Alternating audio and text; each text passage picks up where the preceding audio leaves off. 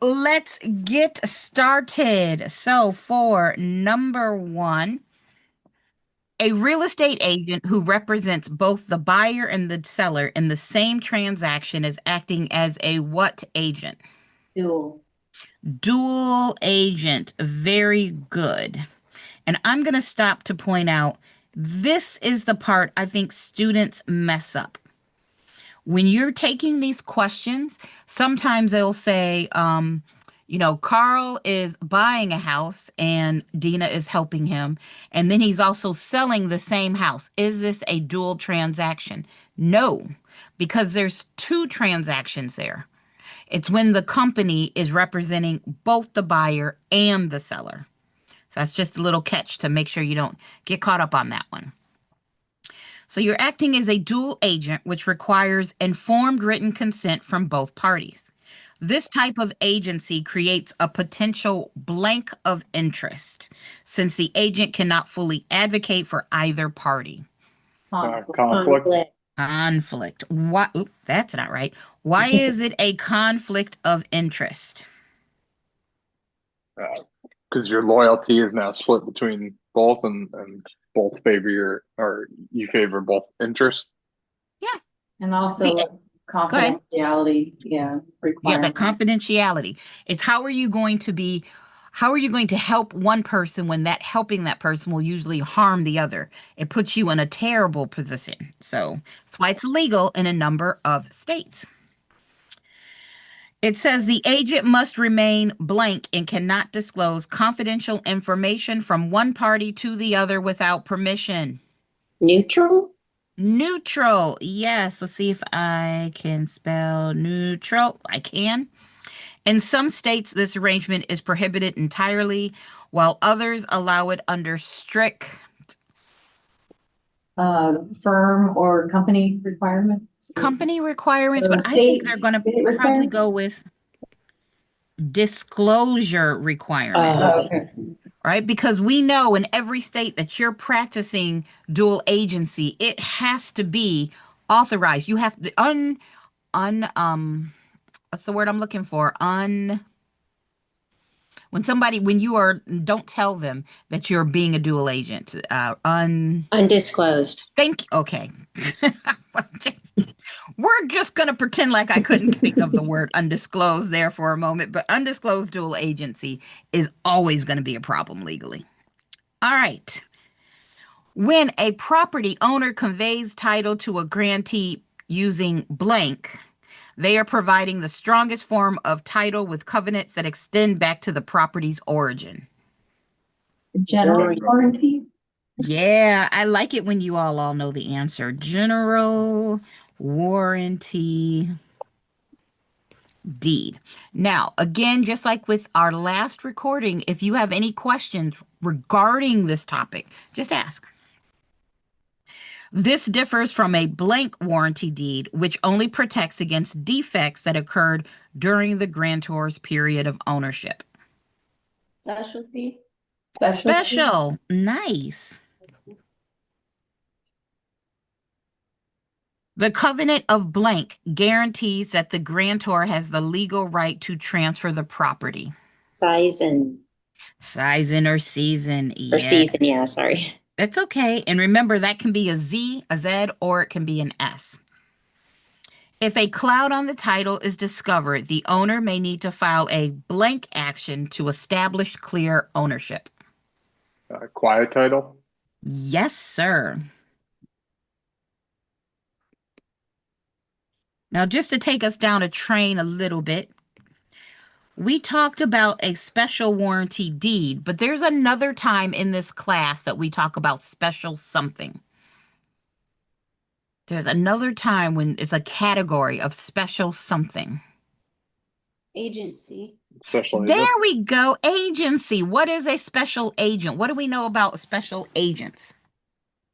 They're a real estate agent. They have limited Oh, authority. Yes, they have limited authority. So when you're in real estate sales, you know you're a special agent like James Bond. It's your job to just do exactly what your client tells you to do, as long as it is legal. as long as it is legal. And remember, if you're a property manager, you're probably what type of agent? General. General. Very good. All right, our next one. I have a question. Yeah, go for it. So, is there any relativeness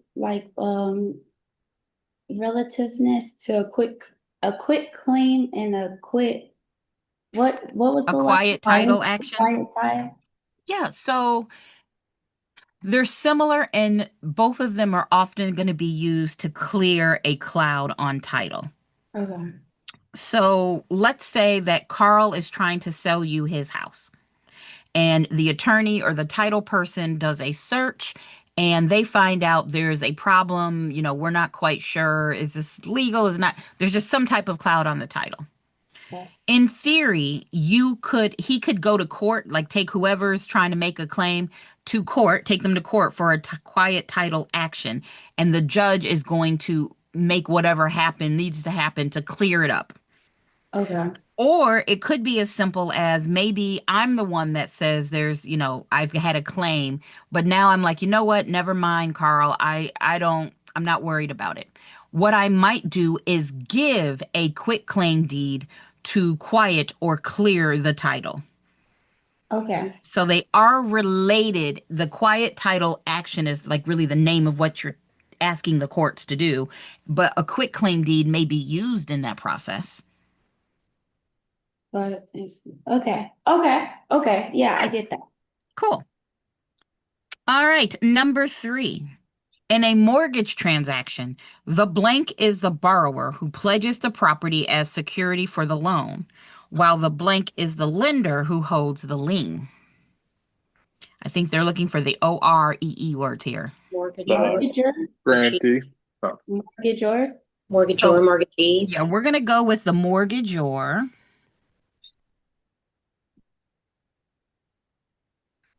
And then the mortgagee. Because remember, and one of my webinars, somebody said it, the mortgagee is never me. The mortgagee is never me. It is always going to be the lender, because the borrower is giving that collateral document and the bank is receiving the collateral document. Everybody's good with that? Yes? Yes. Cool. If the borrower defaults, the lender can initiate blank, which is the legal process of selling the property to satisfy the debt. Foreclosure. Foreclosure. Now, as a throwback to the last video, who is the first person paid or thing paid in a foreclosure? The very first thing that is paid. The senior. Taxes. Taxes. Their taxes are the first. Government. Lien paid. But what's the very first thing that gets paid? Attorney's fees. Like the attorney's fee, the court costs. Yeah. And that's going to be one of those things where you've heard me say the devil is in the details. If they say, what is the first expense paid? Then that's going to be like attorney's fees, court fees. But if the question says, what's the first lien paid? That would be our real estate taxes. Cool. Yeah, I had to learn the difference between earning and getting paid. Like, when do you earn it? When do you get paid? It's a different. When you're talking about agency? Yeah, basically. All right, well, tell us about it real quick. Well, if you're procuring the buyer, bringing the buyer versus who's paying you and when are you getting paid? I guess if you've earned it, the earning versus when I missed a test question because it said who's paying you. And I said the seller, but it was really the brokers paying me when we close the deal. Yeah, so let's talk about it from a listing point of view. When you have a listing, that agreement is between the client and your broker that says they have earned their commission. You have done your job. You deserve to get paid when there is a ready, willing, and able buyer found. You've earned it. But after that, you're not going to get paid until after closing. until after there's that final title search, they record the deed, then that attorney or the title company is going to pay the broker.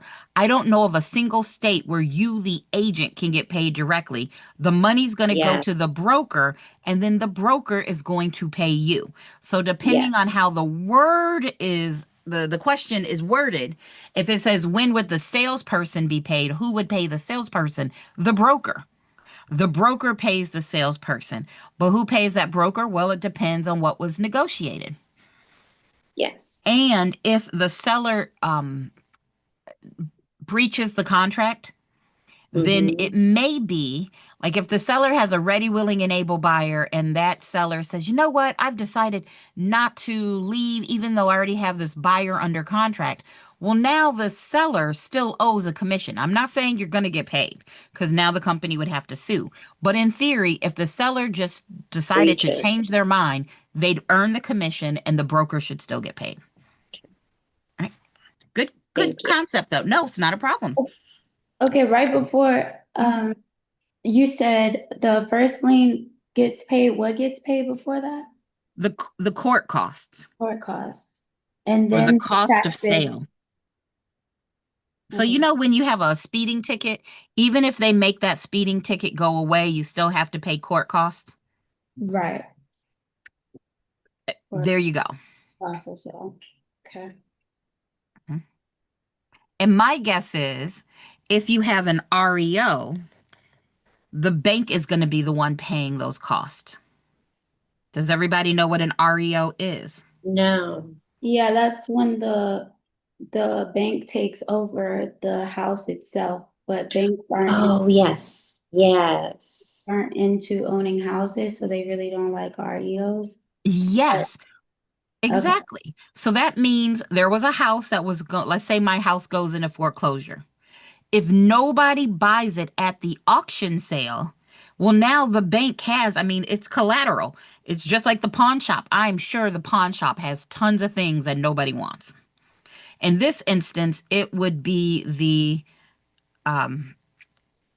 what was I going to say? It would be the bank who was going in and would say, well, now we got this house. They're not trying to be property managers. They're going to contact an agent and put it on the MLS. That is an REO. I don't remember why I was talking about that now, but there you go, REO. Because you were talking about foreclosure and what gets paid first. Oh, yes. So thank you. See, you're handy. Y'all know my brain gets slippery sometimes. So if it's an REO and nobody bought it, then I'm pretty sure you still had court costs. And my guess is the bank would pay that. And the bank's going to charge that to the borrower. What would we call that? This is great. What would we call it? So my house doesn't get bought at auction. Of course, they're going to try to sell it as an REO on the MLS. Am I just, hey, I'm free and clear? A Do short I owe them? sale? No. Well, a short sale is different. We'll come back to short sale. As it starts with a D, judgment. A deficiency judgment. Yeah. A Judgment. deficiency judgment. Yeah. And since it's a judgment, it would be a general lien. Okay, now I'm live. Okay, a general lien means it's a charge against a person. It's a charge against a person, not the specific property. Is HR. Okay. So like when you owe the IRS money, that would be a general lien. You owe the IRS money. It follows you, basically. It follows you. Okay, got that. Perfect. Now, somebody said short sale, and a short sale is not about foreclosure. They both have to do with, monies, but a short sale is when the seller is underwater or owes more than they can get. So let's say you all know how during COVID, everybody was paying a premium for houses. Let's say I bought my house during COVID, during that crazy time for $450,000. A year later, I get transferred, but the prices have gone down, and now I can only sell it for 350. I owe the bank that money.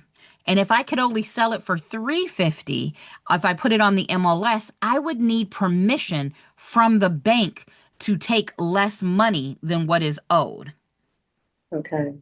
So that is what we call a short sale. And in most states, you're going to have to tell the buyer, hey, this is a short sale situation. So yes, buyer, you may put in an offer. And you know what? The seller could love the offer, but the bank is going to have to authorize this offer.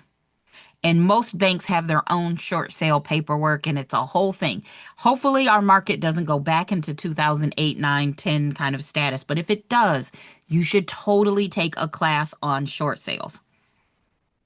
Is that where encumbrances don't come off the title? You buy it with, is that, I thought Well, that would be just I thought there's a mean- situation where you might be buying something that has a clouded title. But maybe you can buy a property with clouded title, but generally if it's going through a foreclosure, it is going to be cleared. If you're buying a short sale, you want it cleared. There are some times, like I know in the city of Detroit, you can buy some properties, but you might be responsible for some of the past tax bills. So it's not 100%, but nothing you would be tested on. But all the other stuff, yes. Again, ask questions because they provide context. Just so happy you gave me that word, Carl. Thank you. So the Fair Housing Act of 1968 prohibits discrimination based on 7 protected classes: race, color, religion, national origin, sex, blank and blank. Friends corn. Fred's corn, yep. familial. Oh yeah. Familial status. What does familial status mean? Age. Yeah, age. So this has to do with kids. Kids and What are we missing? The F is familial status. The R is race.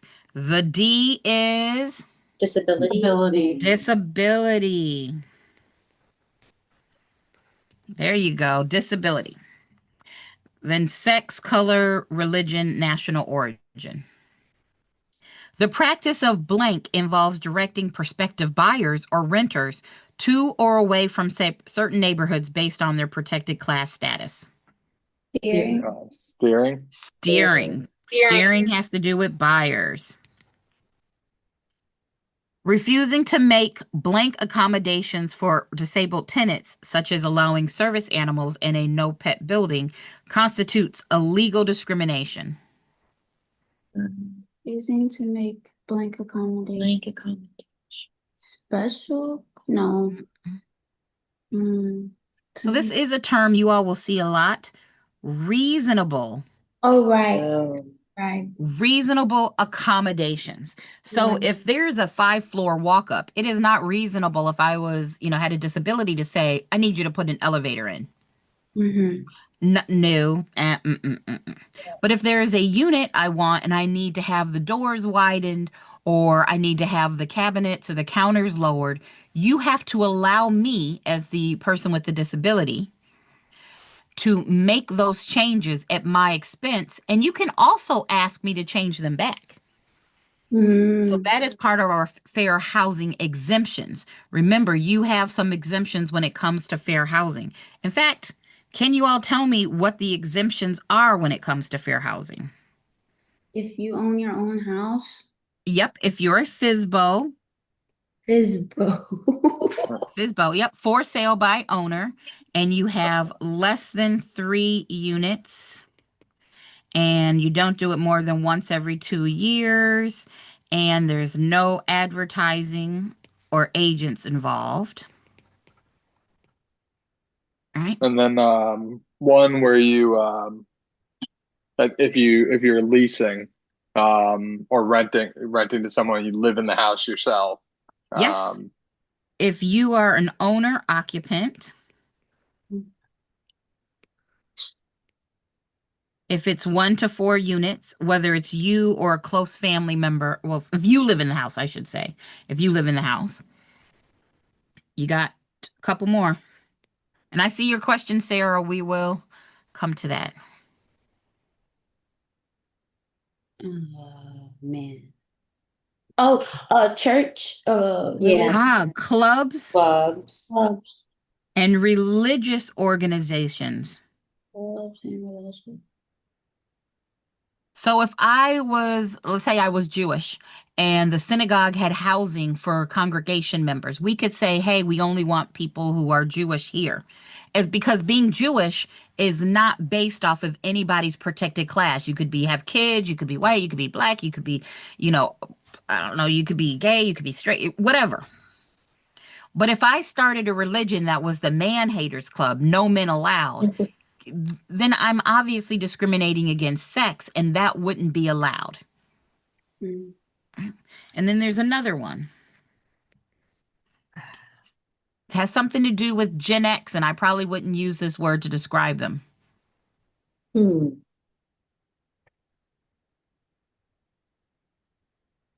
Something about the nice way to say it is the active adult community. You're going to see that term. What is that? Yeah. This is the exemption for elderly. Oh, okay. Like senior living. Senior living. Yeah. Have y'all met Gen X? I'm part of Gen X. You really want to call Gen X elderly? Get an elderly punch to the face? I mean, no. But remember, there's an exemption. You can't just call your housing, oh, this is for the elderly. You have to go through HUD and get the designations, the permissions and everything. But the elderly, yeah, that's an exemption. These are your fair housing exemptions. And Now, Sarah in the chat, hold that thought 1 second, Carl, yeah. asked about security deposits for service animals don't apply. That is correct. Part of those are reasonable accommodations is if I had a disability, or maybe I had an emotional support animal or service animal, I could not be charged a pet deposit because it's not a pet. All right. Does that mean, go ahead. does that mean they have to allow pets even if they don't allow them? Yes. Okay, Yes, it not does. just a fee, but they actually They have to allow pets. Okay. Now the pets have to be, reasonable. I cannot have a pet alligator that chomps off people's arms, right? And if I have a dog, then it would need to have rabies shots. It can't be a danger to other. Okay. And Carl, you were getting ready to ask a question. Yeah. So when it comes to like the Fair Housing Act, does all of that apply to like something like a program like Section 8, where it's a program that you have to meet eligibility for that or no? Well, Section 8 is you would still, how do I say this? Section 8 is a housing program that has to do usually with your finances, which are not a protected class, but you Right. still wouldn't be able to discriminate against any of the protected classes in Section 8 housing. Okay, got it.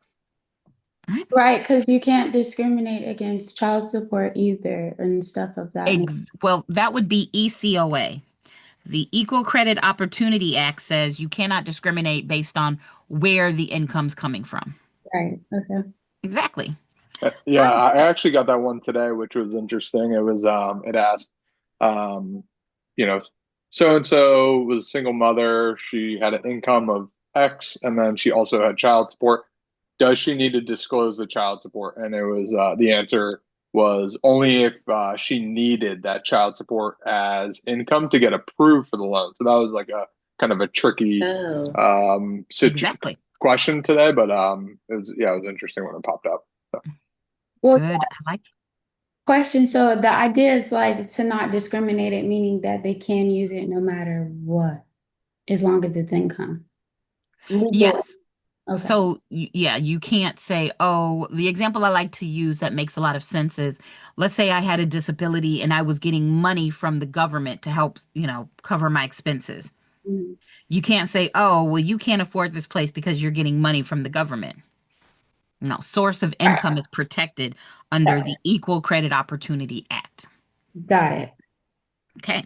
Good job, guys. Where are we? Here it is. Property valuation. The blank approach to value is the most reliable for new construction and special purpose properties, calculating value by adding land value to the depreciated cost of improvements. Cost. Cost approach. Good job. When using the blank comparison approach, appraisers make adjustments to the comparable properties, never to the blank property. The market comparison. So it could either be the The sales adjustment- data or the market comparison. Anything that kind of sounds like that, you're good. And then And then never it says- to the subject property. Never Yeah, to the subject. Never touch the subject. In fact, when I teach this math, you all have seen me say CIA, CBS. Anybody know what that stands for? No. If the comp is inferior, you would add to the comp. And if the comp is better, you subtract from the comp. If the comp is inferior, you add. If the comp is better, you subtract. Does that make sense to everybody mathematically, or do we need to go into it? That makes sense. It makes sense? Good. All right. It's okay if we need to. Somebody just needs to holler. The principle of blank states that value is... Sarah did put in the chat questionable. Oh, it said it's so- questionable. Thank you. Yeah. Okay, it's questionable. So let's get into it. I could use it too, I have to admit. Okay, so hey, there's nothing wrong with it. So let's say we have a subject property here. All right. And it's got 3 bedrooms, 2.5 baths, a fireplace, and no garage. And why don't I say that it is...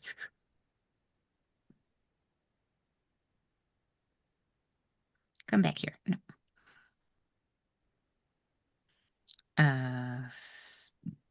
1750 square feet. Well, you could have comp 1.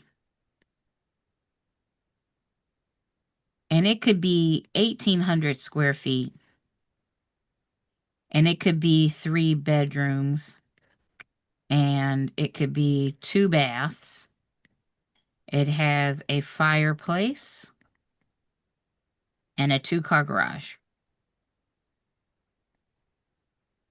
What happens is the appraiser, and then you all, when you're doing a CMA, you're going to know that this property recently sold for $350,000. And what we would say is, okay, well, the subject property has 1,750 square feet, and this comparable property has 1,800. Would you expect to pay more money for 1,800 square feet or less money? Sorry, if you had less square feet, if you had 1,750, would this property would have sold for more or would have sold for less? Less. Less. So we would take money away from the comp, because CIA, if the comp is inferior, you add, but if the comp is better, you would subtract. We're saying the property might not have sold for 350, it might have sold for 345.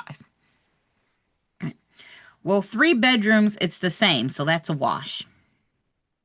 Our comp had 2 bathrooms, and the subject has 2.5 bathrooms. So when it comes to that, what does that mean? Would you expect if this comp had an extra half bath, would it have sold for more or would it have sold for less? More. So we would say, oh, if it had 2.5 baths, it would have sold for maybe 352. So the comp was inferior, we add.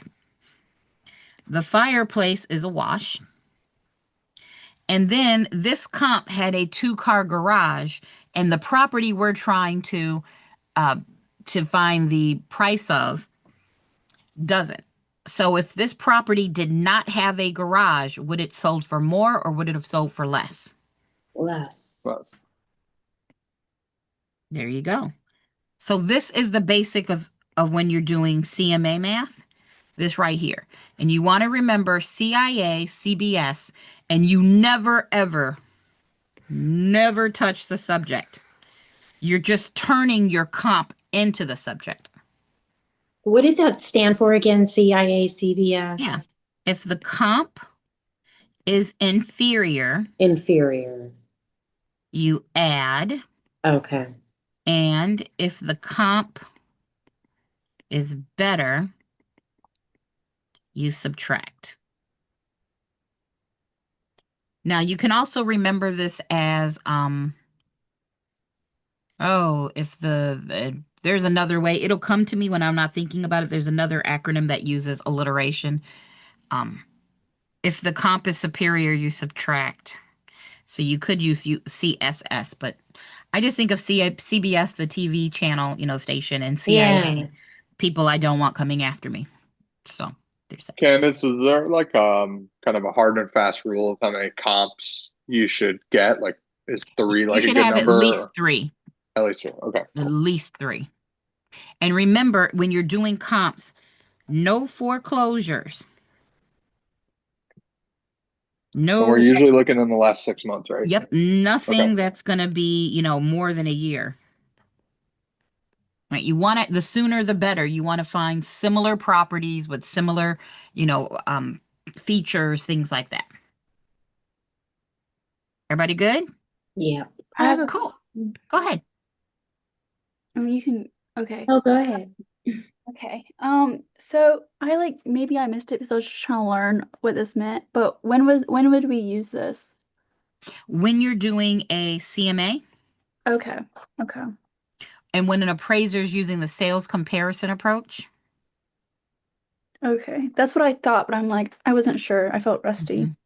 Now it's okay, and it depends on your state. So if you're in California, you don't have this math, but you would need to know how to apply the concept.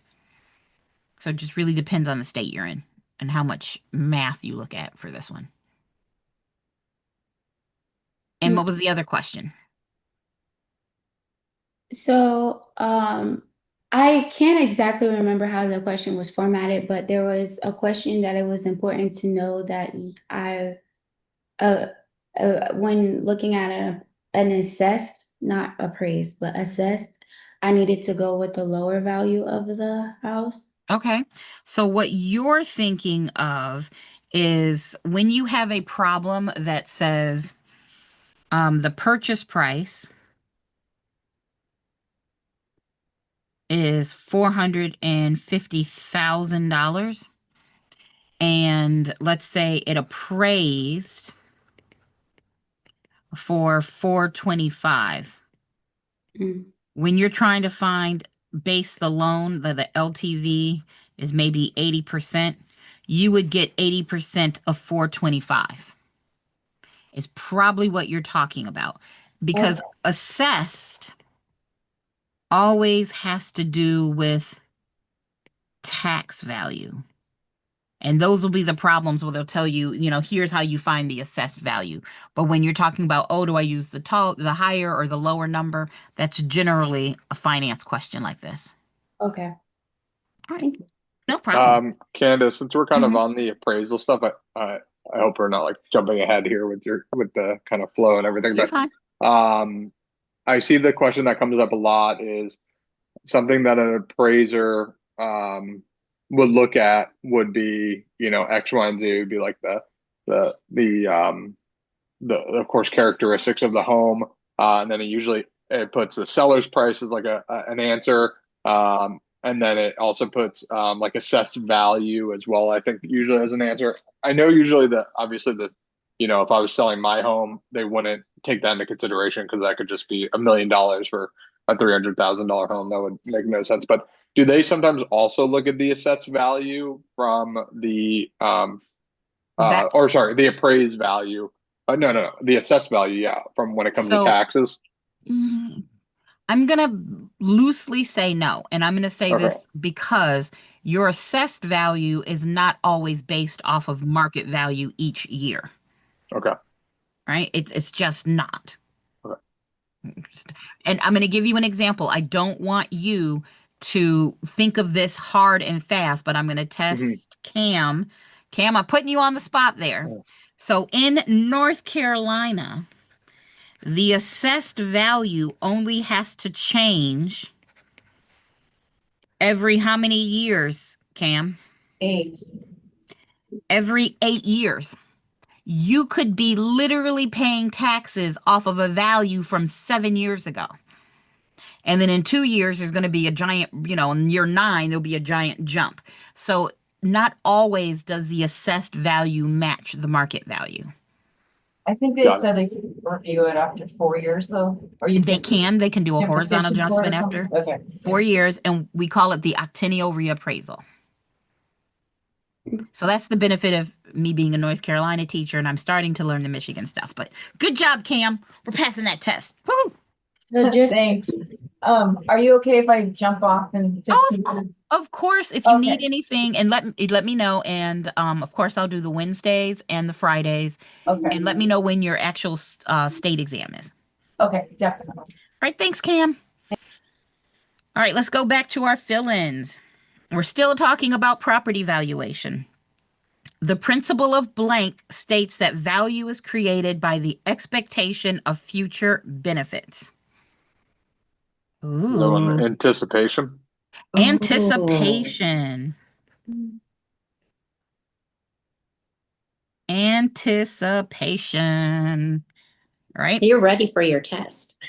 Carl, today I did my test is Wednesday, but today I did 250 questions and I've been up since 5 a.m. So, and it's 6:43 here. So I'm getting ready. We're gonna do great. Thank you. Yeah, you are. And then you're going to come to one of the lives and you're going to be like, and I'm going to sing your song for you. It's going to be great. So, Sarah, you said you need a word bank. Oh, yeah. For this exercise, that is why it is harder for you to pull it out of the blue. But this harder part of it is a good study tool. And I'll tell you, because it's, I'm not saying you, Sarah, but a lot of students come to me for tutoring and they're like, I'm not quite sure, but I'll know it when I see it. And my initial response is, that is not true, because if that was true, you wouldn't have failed the first time. I'm like, it's so mean to say, but some of these words sound the same, guys. So if you can answer the question in your head, or you can, just pull this information off the top of your head, then you have a better chance of eliminating these things. So, yes, a word bank would be helpful. It's great for studying. Yay. I think it's kind of nice to go back and forth between this and questions. So we'll see. All right, last sentence in here. An appraiser must consider 3 types of depreciation: physical deterioration, functional blank, and external obsolescence. Obsolescence. Okay, it's still AI, guys. It's gave us the answer there. And say that 5 times fast. I barely can say it the first time. Obsolescence is just a weird word to roll off the tongue. All right. Oh, and just as a reminder, which of the 3 approaches would use this curable or incurable: physical deterioration, functional obsolescence, external obsolescence, also known as economic obsolescence? Cost approach? The cost approach. That has to do with the cost approach. Make sense? Yeah. Cool. All right. Property rights and estates. An estate in land that lasts for an indefinite period and can be inherited by heirs is called a what? Be simple. Be simple. Remember, fee means inheritable, with the most complete form being fee simple. Absolute. Absolute. When ownership automatically returns to the grantor upon the occurrence of a specified event, this is known as a fee simple. Defeasible. It is. So I'm going to put defeasible here, but remember there are two types of defeasible estates. The fee simple determinable and the fee simple conditional. Just want to remind you all, there's two types of fee simple estates, determinable and conditional. The bundle of rights includes possession, control, enjoyment, blank, and disposition. Exclusive. Yep, exclusion or exclusive possession.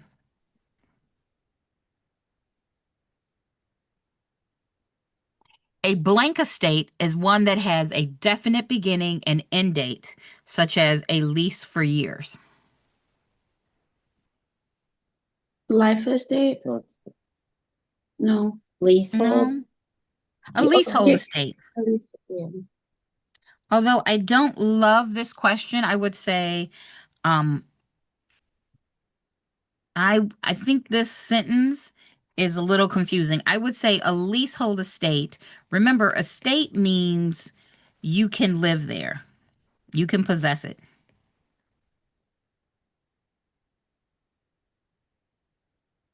So a leasehold estate is one where you can live there, you possess it, but you get no ownership.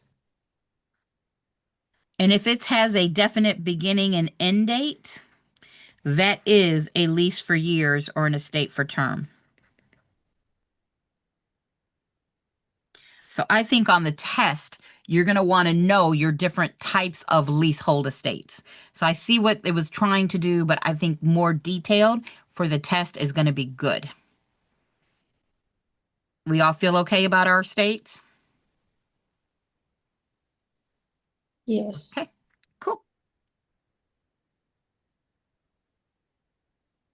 For a real estate contract to be valid, it must include consideration, legal capacity, lawful purpose, and Mutual agreement. mutual agreement. What's the synonyms again for that? Isn't there? I use MCLL. I'm sure there's another one, but in my slides, you would see a picture of LL Cool J because, you know, he's a rapper and MC, and I would like to get into all sorts of adult contracts with that man. But, you know, whichever.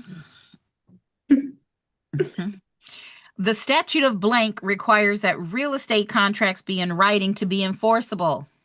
Statute of frauds. Statute of frauds.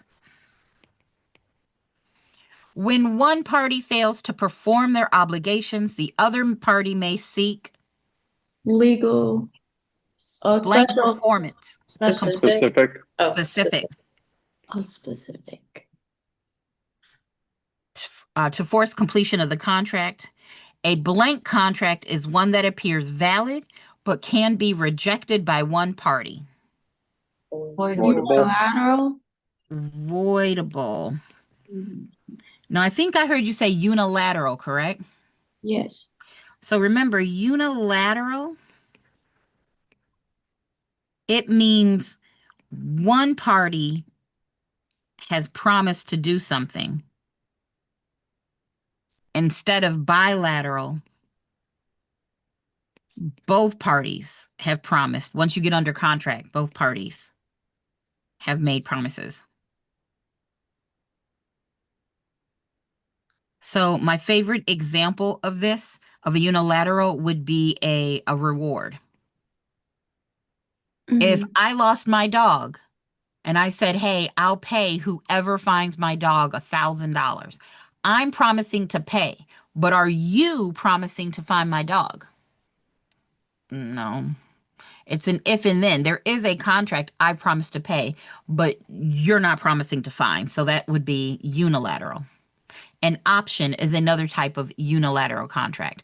If I am the seller, I'm promising to sell you the property, but you are not promising to buy. Right. And a lease is a unilateral too, right? A lease. Nope, the landlord is promising to fix things and make things Okay, good and so give you that's the space, and bilateral. it's Okay. bilateral. I And think then we since would you're fall into talking like about the unilateral with option- like contingency, right? I mean, I would not call unilateral a contingency. A contingency is like an exit clause. You're under Okay. contract, and if something doesn't happen, then blah, blah, blah. So if Okay. we're under contract and you can't get financing, the financing contingency says you're going to be allowed out the contract without being in breach. Mhm. Because if you're What in if breach, I could sue you. But if I left this door, if we have a contingency window open, you're not in breach when you don't buy. What if it was for something like we talked about like the pool cover last time? Like what if it was like, hey, I'm here to buy your house as the buyer, but the contingency would be that you have to leave the pool cover, and then would that be considered unilateral on the seller at that Nope. point to The perform that or contract, no? the contract itself, if it's a sales contract, would be Mhm. bilateral. Okay. The fact that the seller was supposed to do something, i.e., leave the Mhm. pool cover, means they're in breach. The Okay. contingency is a written in exit clause, Mhm. kind of like a prenup. Got it. It's giving you a way out Okay. so that you won't be in breach if something doesn't happen. Thank you. No problem. Okay, agency duties. Real estate agents owe fiduciary duties to their clients, often remembered by the acronym OLD-CAR. Obedience, loyalty, Disclosure. Disclosure. disclosure, confidentiality, accounting, and reasonable care. The duty of blank requires agents to promptly inform clients of all material facts affecting the transaction. Disclosure. Disclosure.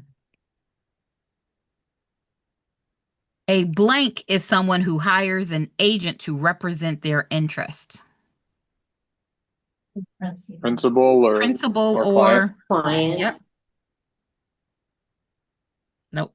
PLE.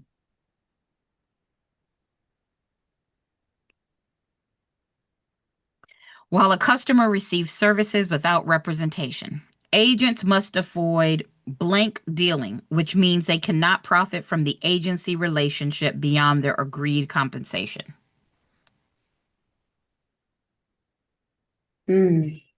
Oh, This one, they're looking for self-dealing. It's shady is right. Yeah, shady. It's shady. Right, Sarah? Shady. Not the good Slim Shady, but just shady self-dealing. I don't think we've gone over, like, what is self? So self-dealing is going to be where you know how you owe loyalty to your client, not your checkbook. So it's this idea that you should not be getting monies. In fact, when you sign an agency agreement, specifically North Carolina, it says the law say you can't take monies without permission of your client, because that's a form of self-dealing. Okay. All right, number 9, mortgage types and terms. A blank rate mortgage, an ARM, has an interest rate that fluctuates based on a specified index plus a margin. adjustable. Adjustable.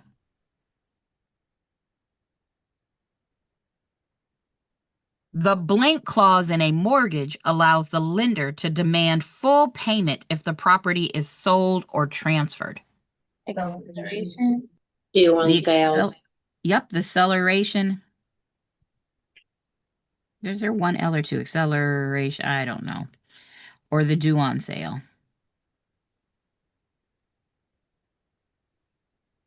A blank mortgage involves the seller financing part of the purchase price, creating a lien subordinate to the first mortgage. Remember, we said there were 2 types of seller financing yesterday.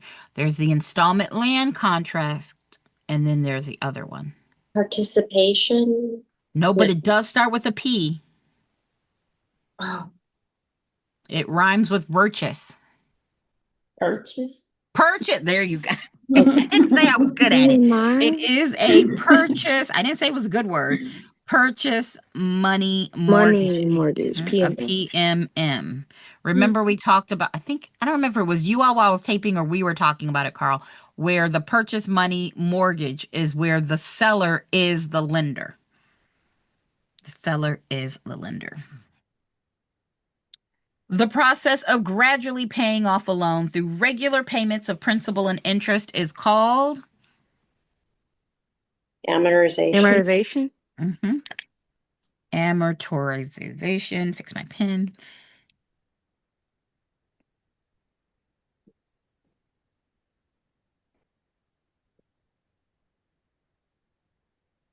Amortization.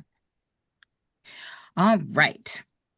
Question, because we did similar things the other day on Friday. These were actually done by Claude instead of ChatGPT. And I mentioned that to you, Carl, because I know you're using ChatGPT. Mhm. I like these better. But Yeah, I I don't think know. it's Worded better, definitely maybe? Yeah. You think, what do you all think?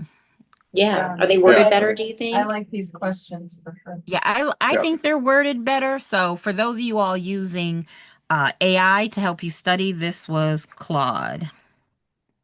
Thank you. Claude came with this one. Sarah, you use ChatGPT too? Yeah, I think it's very helpful. You need to take everything with a grain of salt, just a little bit of salt, but very helpful. All right, legal descriptions. The blank and bound system uses natural and artificial landmarks along with compass directions to describe property boundaries. Meats. Meets. The rectangular survey system, also called the, what's the other name for the rectangular survey system? Government. I see you, Sarah. Yep, government survey system divides the land into townships containing 36 sections, and each section contains how many acres, Carl?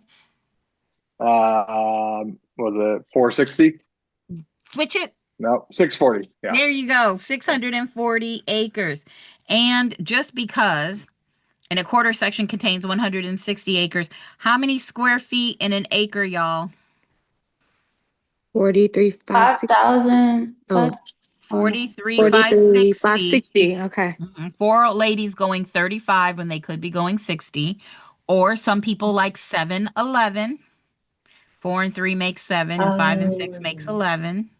I personally, being crazy, think 3, 4, 5, 6, switch the 3 and the 4 and add a 0. Why that makes more sense to my brain, we will never know, but yeah, that's how it remembers it. And how many feet in a mile? That's 5,000. That's the 5,000. 5,280. 50 to 80. 80. 5 tomatoes, 5280. Oh, yeah, 5 5 tomatoes. 5 to 8. Yep. Let's see. The blank system uses lot and block numbers within a recorded subdivision plat, making it the simplest form of legal description. Plot system. Plot. Well, it's called the lot and block system. Oh, right. I mean, that wasn't too hard. There we go. All right. A blank lease requires the tenant to pay a fixed rent while the landlord pays all the operating expenses. Gross. Gross. In a blank lease, the tenant pays base rent plus a share of property expenses like taxes, insurance, and maintenance. Net. Net, and sometimes it's called a triple net lease. The implied warranty of blank requires landlords to maintain real property in a livable condition.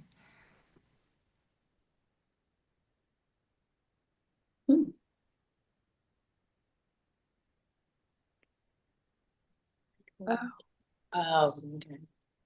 Habitability. Oh. Sarah said crickets. Sarah's like, yeah, no, we got crickets. That's okay. I have crickets. We do have cricket sounds. See, I don't think you all can hear it. Can y'all hear that? All right. When a tenant transfers their entire remaining lease term to another party, this is called a or an. Assignment? Is it an assignment? Sublet or Sublease? sublease? Well, it's either it is an assignment. Wait. I was just sometimes I tell my students, "Are you asking me or telling me?" It's an assignment. While a sublease only transfers part of the term of the space. I mean, Only transfer that's part of- legal. Y'all can think of a sub, mm. Wait, what do you mean? So Sublease is illegal? no, so I'm going to cross this out because I'm going to explain this in a way that you all are tending to be tested in real estate. This is so as much as I love AI, sometimes AI goes into going into the official law world. So if you are giving away everything, if you're completely transferring, we're going to consider that an assumption if it's a loan or a novation if it's a contract. Mhm. Generally, for you all testing, an assignment is going to give most, like you can assign the assignment in a sublet, like you're assigning a right away. So most rights are given to somebody else. They usually will not test you on the difference between an assignment and a sublease. Right. Right. Okay. Wait. That makes sense? Because they're talking about the actual action when they're talking about assignment. Well, so when it says it's transferring the entire remaining lease to term to another party, yes, they're giving a right, and that's why it's an assignment. Right. But a sublet, I mean, it says only part of the term. Well, that is the remaining lease to term to another. It's the same thing. You don't care because you're not in law school. What I know you're being tested on in the test is, hey, if you're completely transferring, somebody's assuming a loan or it's an ovation.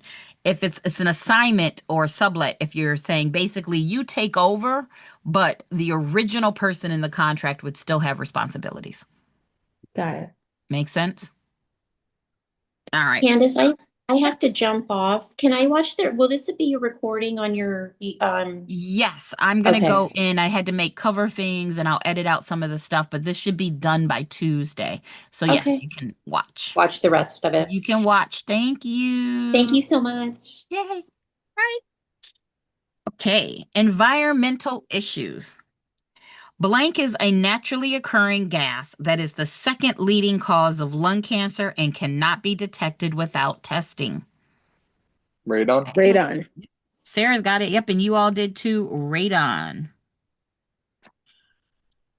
Properties built before blank may contain lead-based paint, requiring specific disclosure for residential properties. 1978. Love it. 1978. Blank was commonly used as insulation in until the 1970s and can cause serious respiratory diseases if fibers become airborne. Asbestos. Asbestos. Asbestos. Mhm. It always makes me think of those commercials. Have you or a loved one been diagnosed with mesothelioma? And what do we call this? There's a word for when fibers become airborne. There's a fancy word for that. That is friable. Oh, When yeah. it becomes friable, it can become airborne. You can breathe it in. Under blank, the Comprehensive Environmental Response Compensation and Liability Act, current and past property owners can be held liable for hazardous waste cleanup. I mean, this one, they're just Circular. CERCLA. Yep, Yeah. CERCLA. And we feel better about CERCLA after Friday. We talked about it. Yeah. Okay, Property transfer and closing. The blank is the final step in a real estate transaction where ownership officially transfers from seller to buyer. Closing. Closing. Yeah, it felt a little obvious. Yeah, well, you know, some of these questions, as you all get better at this information, some of these questions on the test will be like, duh, yeah, I knew that was joint tenancy. I knew that was closing. But you That's may where I not have go been like able too to. far though. I'm like, oh, Yeah. like we would take care of the I title know. and I yeah. do the same thing. I do the same thing. A blank company or attorney typically serves as a neutral third party to handle funds and documents. Escrow? That's good. An escrow or title company. Title company, yeah. Just depends on what state you're in. So, like, some people call it soda, some people call it pop, some people call it a Coke. Just depends on where in the United States you are. The blank statement, formerly known as the HUD-1, itemizes all closing costs and must be provided 3 days before closing. Estimated. Mhm. Mm, There's a name for it. Rest. It has to do with rest, but you're on the right path. What's the name of that document? Estimate. It's not estimated. Loan. No, that's the wrong one. So you're getting close. I think you're thinking of the document of the loan estimate, which has to be given 3 days after applying. And that's because of this law. Closing costs. Wait, no, that's It is, you're close enough. It is the closing disclosure. There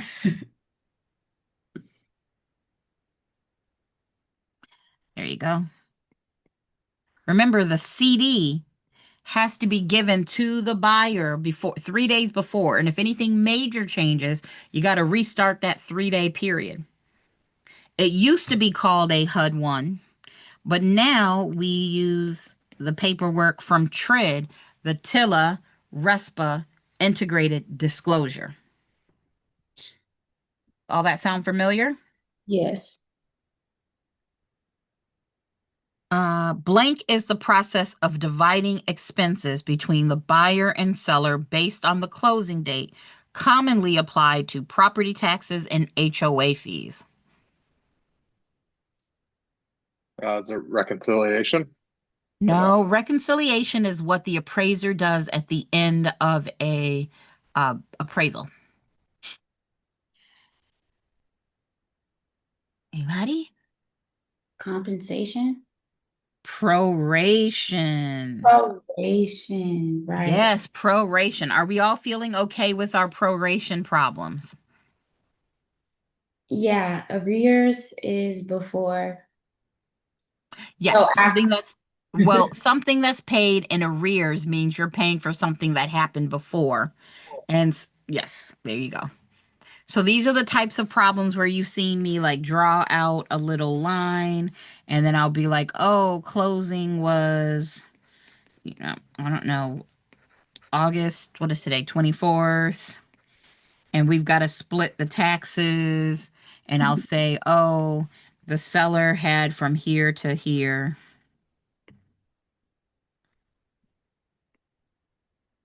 And then the buyer would have had from here to here. Do y'all know what I'm talking about? Yes? Are there any exceptions to this? Just There's make not necessarily exceptions. There's just different things they can ask you about.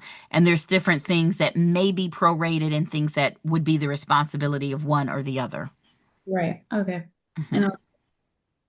Sarah said, you're lacking remembering in all these vocab words in this section, but it's not good that you're lacking, but it's good that this is helping you figure out where you need to spend some time. So it's good. All right. Easements and encumbrances. And blank by necessity is created when a landlocked property has no other access to a road. Y'all better get this one. Evening. Oh, there we go. An easement. An easement by necessity. An easement created through continuous, open, and notorious use for a statutory period is called an easement by Prescription. prescription.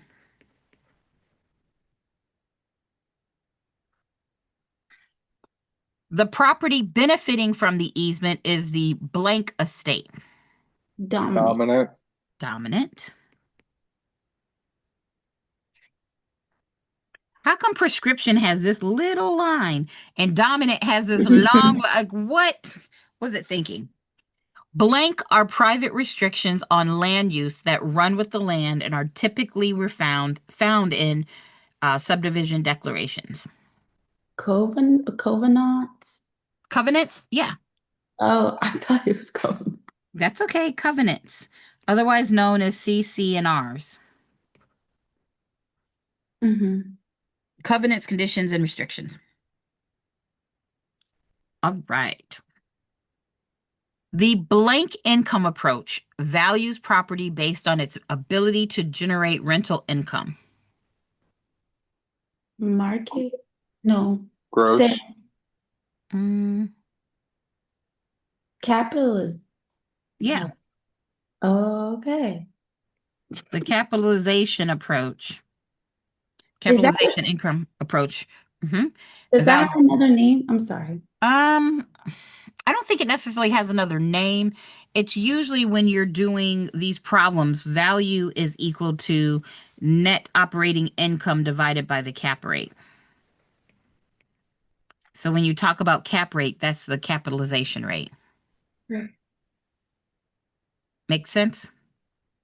Got it. Okay. Blank flow is the income remaining after deducting all operating expenses and debt service from gross rental income. So this is going to be the cash flow or the throw off. There's another term for it. So I think throw off and even the cash flow, that's a 20% question vocab word. So remember I talked about there's some words or some concepts you could be asked about it, but I don't think it's really huge. You definitely need to know how you get to net operating income. Like what's the formula here? But then after you take out the debt service, which is a fancy name for the P&I, that's your throw off. Again, I think that's a 20% concept. You could see it, but not where I spend a lot of time. The blank rent roll shows actual rent being collected, while the pro forma shows projected rents at market rates.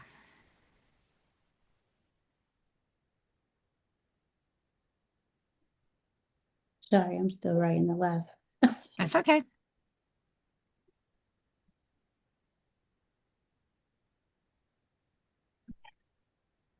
Anybody? This is scheduled. This is again. The schedule grapple. Mhm. Yep, that's again, this is like a 10% concept. Yeah. And oh, dang it. Investors like to use a 1031, and that's a 1031 Exchange. tax deferred exchange. I realize there's another R in there. A tax deferred exchange. Is that a 20% one too, or? I would say tax, Carl, you said trigger the crickets. I would say this is more like a 50% one. Ah, okay. So 10, do you need me to go over it? Can you? Yeah. So in a 1031 tax deferred exchange, let's say you in 2012, you bought a property for, I don't know, for $400,000. And in 2025, you sold it. So you bought, really? And then you sold it for a cool million, right? Mm-hmm. Well, you didn't actually, when you do your capital gains, you didn't actually make $1 million. you would have said, oh, I had $1 million, but I had to pay things and I had 400,000 of my own money in here. So really I only made 600,000. And you would end up paying capital gains taxes. Like anytime you win money in the lottery or anything like that, you have to pay taxes on it. Right. So what you can do is if you take this $600,000, if you put it into another investment property, Oh yeah. Okay. I know what you're. you Yeah. don't have to pay taxes now. So let's say the Mhm. bill for this, I'm just making up a number. Let's just say it would be $50,000. You Mhm. would owe in 2025 $50,000. But then you took that money and you bought another property in 2025. You bought something for $800,000. And then in 2035, you sold it for 2.5 million. Well, what would happen is whatever your capital gains is here, you might owe another, I don't know, $70,000. Just saying. You keep racking up these amounts that you owe, the 50, the 70, all of these things, until you do a final sale. And then on the final sale, they go back and they collect all these past taxes. That Okay. sound familiar to everybody? Yes. Cool. Ooh, yes, you said boot might be a 20% word though. Yes. This is why I like studying together. The boot. So let's say you made $600,000 in 2025. Okay, that was not what I meant for it to do. In 2025, but you only want to use 400,000 to invest. That 200,000 difference, that's not invested. That's called the boot. I have no idea why it's called the boot. None. Zip zero. I got nothing. But that is a 20% word. I think that's a good word. Wait. So the Mhm. 200, what happens to that? Oh, sorry. Then you're going to pay taxes on this. That's why it's called the boot. Yeah, you're getting the boot.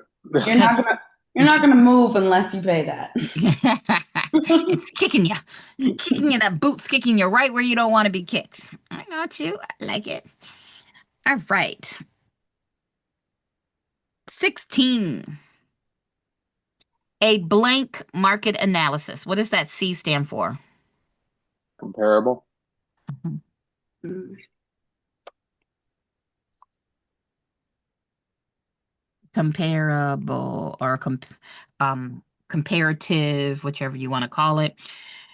Helps determine listing price by comparing recently sold similar properties. The principle of blank states that a property's value is influenced by the values of surrounding properties. That's a hard Subjective. one. Aggression? Conformity. Oh, okay. Because the idea of conform, the value stays when it conforms with the other similar properties. When improvements are too expensive for the neighborhood, this represents blank improvement. And I don't know if you all, this is an older term, over improvement. I think that's more of a term of art or just something once you get in the business, over improvement. I don't think I've ever seen a test question or even a practice exam question that does it, but over improvement is that term. If you have a trailer and you put in a pool and gold fixtures and some skylights, you've over improved it. Yeah. Right? The blank and best use is the legal use that produces the greatest net return to the land. Highest. Highest, very good.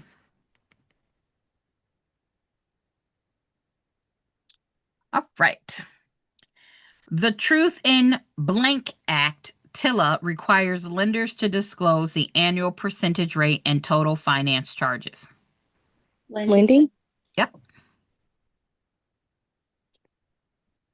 The blank is the illegal practice of refusing to make loans in certain neighborhoods based on racial or ethnic composition. ECOA. No, ECOA is the Equal Credit Opportunity Act, so it's like fair housing for credit. Oh, red light. Redlining. Redlining.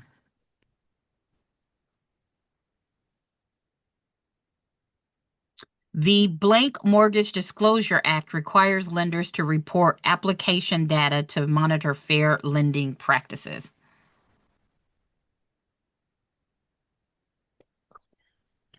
A lot of you all, Home Mortgage Disclosure Act, Oh, I know well, like in North Carolina, this is like a 10% word.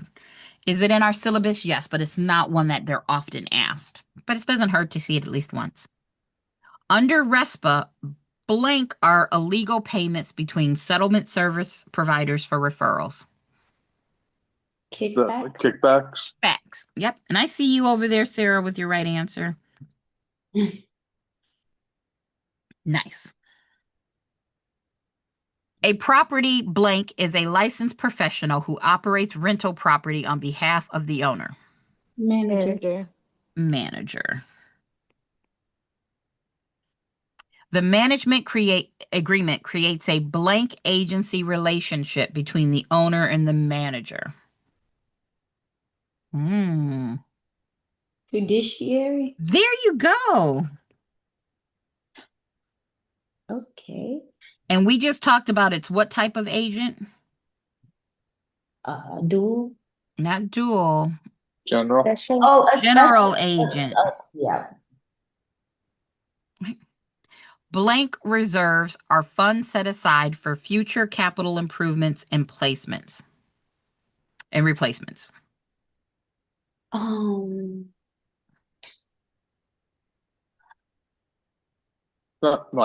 Not maintenance, right? It's called replacement reserves, Thank you. but usually it's just called reserves. I usually just see it as reserves. And the blank rate is the percentage of rentable space currently occupied by paying tenants. And this one again, Occupant rate. occupancy rates. Yeah. Occupancy rate. Right. 19. Blank zoning separates incompatible land use into distinct districts such as residential, commercial, and industrial. Oh, you all are never. I only see this word. It's, I can't even say it. And I only know it because it's in this one video that I play sometimes. Yeah, whatever. How about we just forget that? And we know that zoning separates into residential versus commercial. So, residential is 1 to 4 units. And anything that's 5 or more is commercial. And then commercial has like office, industrial, what else? A farm, land, special use, like it's got all sorts of things. A blank allows property use that differs from the current zoning requirements and runs with the land. Pertinence. A variance. Variance. A blank use is a property use that existed before the current zoning but is allowed to continue. Non-conforming. Non-conforming. Yep. How is that different from being like grandfathered in, or is it the same thing? That is the grandfathered in. Okay. So here's the difference. So this idea of the non-conforming use, it existed before the current, that's the whole grandfathered. But with the variance, you have to show a hardship. You have to show, hey, your zoning laws are making it basically impossible for me to do something, so you should allow me to do it differently. And then if I sell it, the other person gets to continue to do it differently. Does that make sense to everybody? Or Yeah. do I need to give an example? We're good? Okay, good. Blank zoning increases density near transit stations and reduces sprawl through mixed use development.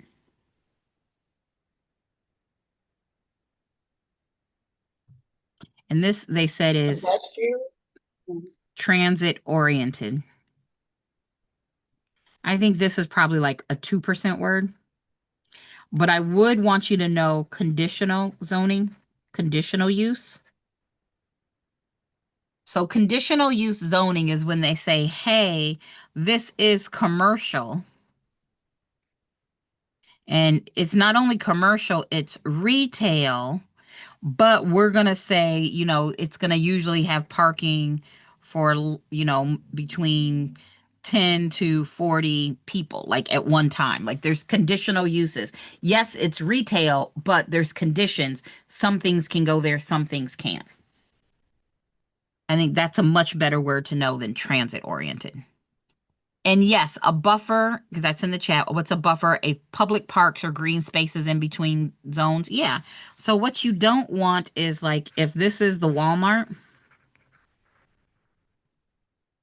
you don't want apartments right here. Usually you've got some type of green space separating. That's the buffer zone. That makes sense, yes? Okay. Oof, real estate math. Well, let's see, because I like to say you may, even if you're in California, you may not have calculator math, but it doesn't mean you don't need to know the concepts like CIA, CBS. So let's see what it says. The blank ratio compares the loan amount to the property's value or purchase price, whichever is less. Ooh.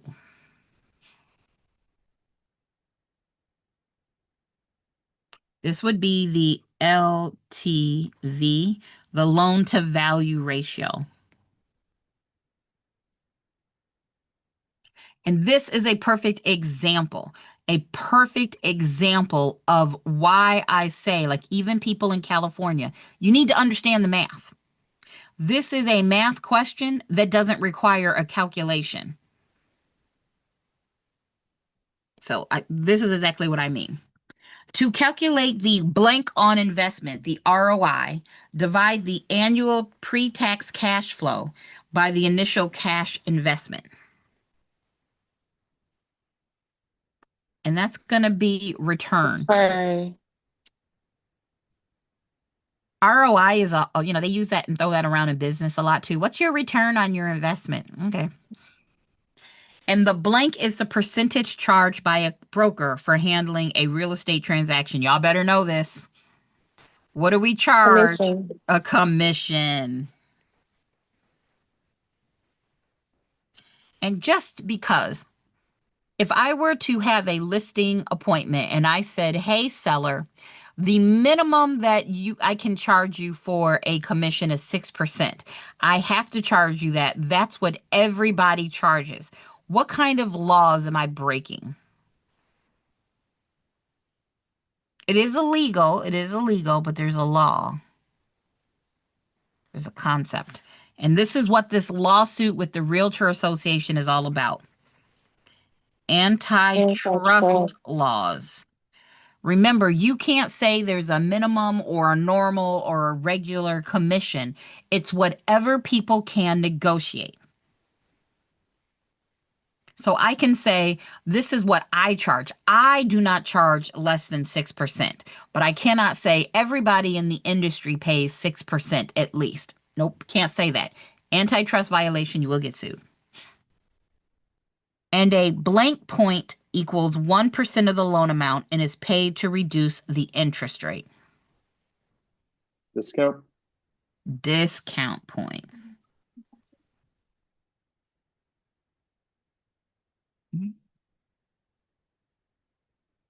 Next section. And I think we'll finish up this page. Yes. And then we'll call it a night. A blank deed provides no warranties and only transfers whatever interest the grantor may have in the property. Not a special warranty deed. Oh, there you go. There you got quit claim. Now, we talked about quit claim deeds earlier, but I love how this goes in and it's worded differently. I know you all know what a quit claim deed is, but on your exam, don't be afraid if you're like, well, that's not exactly how my teacher taught it. Hey, as long as you get to the same point, it's good. The blank is the person transferring the title, while the grantee receives it. Grantor. Yep. The essential elements of a deed include a competent grantor, identifiable grantee, consideration, a granting clause, legal description, and what?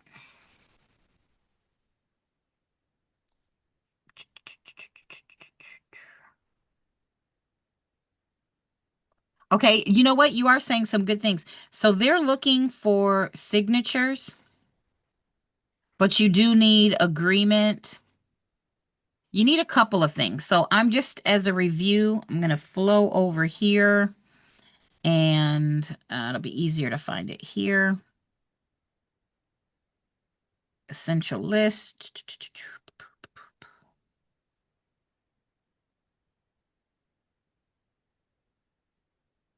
Yep, here we go.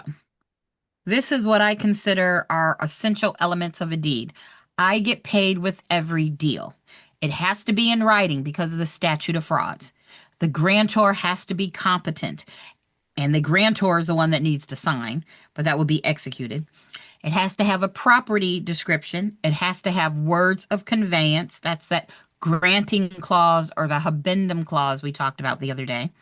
It has to be executed, signed, and it needs to be delivered and accepted.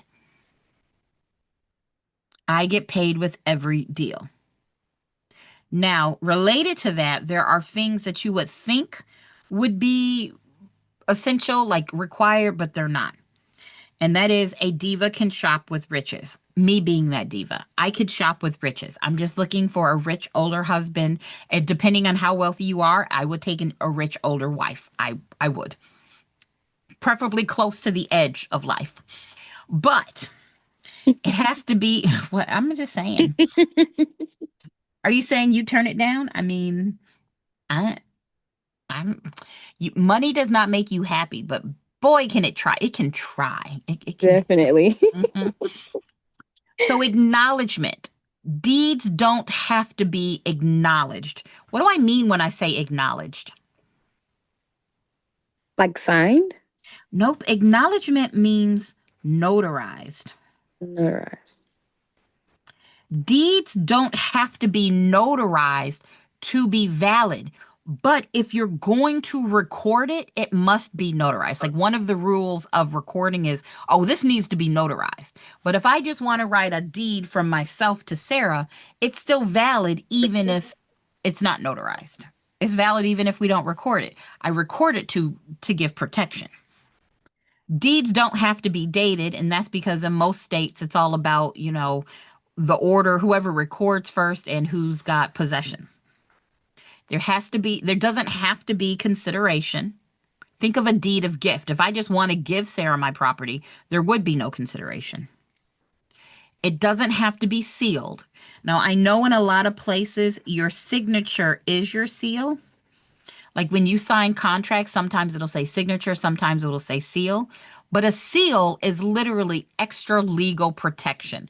So, when you do get things notarized, they have that little stamp thing and it looks like a circle and, they stamp it, bloop, bloop. That's a seal. So there are some contracts that have to be sealed and some legal documents and some that do not. Deeds don't have to be sealed by the grantor, but it could if you really wanted to. Witnessed. Just like when you get married or you do a will, you have to have a witness. Deeds don't have to be witnessed and deeds don't have to be recorded. I think these two lists are great test questions. Which of the following is or is not an essential element of a deed? feel like they test on this a lot. Does this help? Hoping Yes. so. Yay. All right, back to our. Doop. A blank of a deed means the physical transfer of the document from grantor to grantee with the intent to transfer ownership. And I know this is kind of weird, so this would be delivery. Right? Delivery of the deed. Yeah, conveyance. I think you could use the word conveyance. I think conveyance is usually going to be the idea that you conveyed title, but I don't think it's wrong to use the word, the English, like in the English language, to use convey the deed. All right. Okay, title insurance and abstracts. Blank insurance protects the lender's interest in the property up to the loan amount. Title insurance. Well, Title. it's the lender's title insurance policy. And then it's going to be the owner or buyer's policy. Protects the buyer's equity and is optional but highly recommended. Right? The blank of title is a chronological summary of all recorded documents affecting the property. Abstract. Abstract or yeah. And remember, if it was a chain, it would just be the owners. And that one is 50 years back, right? They look 50 Every years back in the state has chain. has a little bit different rule about how far they'll say, hey, if it's Okay. older than X amount of years, it doesn't count. Got it. A blank opinion is an attorney's professional judgment about the condition of title based on examining public records.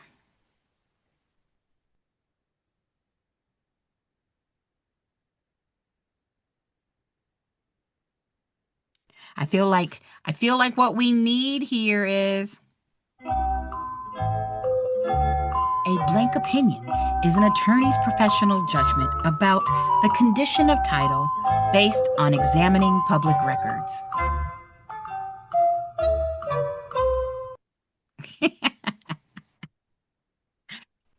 Anybody? Ooh.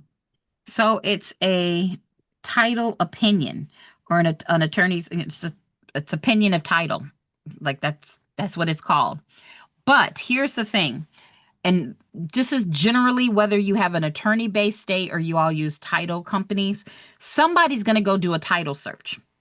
And then whether that person is licensed or not, somebody goes to the physical, like register of deeds, or does the digital looking it up.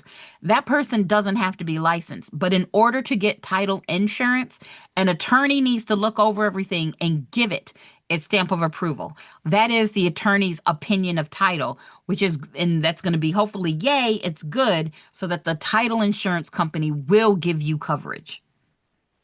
So you asked who pays the insurance. I know in North Carolina, the buyer pays for both the lender and the attorneys. I cannot say 100% that happens that way in every state. So I'll shuffle that off to check with your state.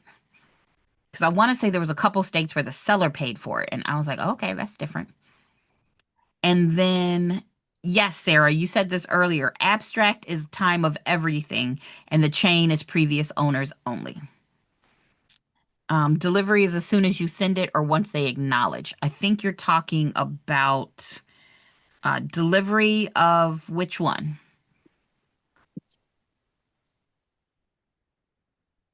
Of 21. Delivery. So that is a call an attorney question.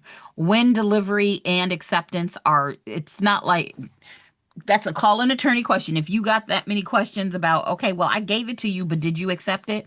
That's above our pay grade. It is above our pay grade. But a good question, I've asked it too. And yes, you said you thought it was the seller. See, it just depends on the state. In North Carolina, the buyers pay it. And in some other states, the sellers pay it. So that's why I go hands off, figure it out for your state. Right.